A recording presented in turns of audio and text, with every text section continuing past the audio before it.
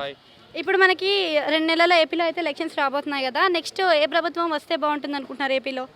ఏపీలో నాకు తెలిసినంత వరకు అయితే చంద్రబాబు నాయుడు గారు వస్తే బాగుంటుంది అనుకుంటున్నాను. చంద్రబాబు నాయుడు గారు అధికారంలోకి వస్తే ఏపీ డెవలప్‌మెంట్ ఏ విధంగా జరుగుతుందని మీరు ఎక్స్‌పెక్ట్ చేస్తున్నారు?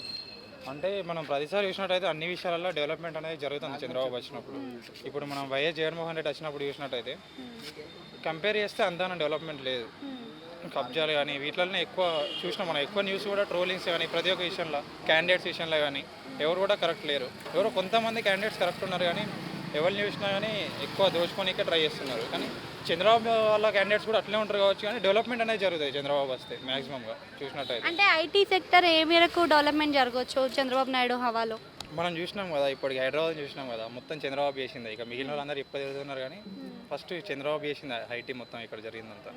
సో ఇప్పుడు పొత్తులో వస్తున్నారుగా, పొత్తులో రావడం వల్ల పవన్ కళ్యాణ్ గారికి ఏదైనా పదవి ఇచ్చే అవకాశం ఉందా? ఇస్తే ఏ పదవి ఇస్తారు? నా ఒపీనియన్ అయితే పవన్ కళ్యాణ్ గారికి వాళ్ళు గెలిచి ఇచ్చడం అనేది పెద్ద ఇంట్రెస్టింగ్ ఉన్నది.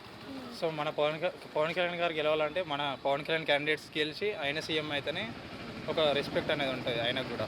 సో వాళ్ళు ఇచ్చేది తీసుకున్న దానికి ఏముండదు. సో ఇలా పొత్తులో రావడం వల్ల మరి జగన్ పరిస్థితి ఏమై ఉండొచ్చు?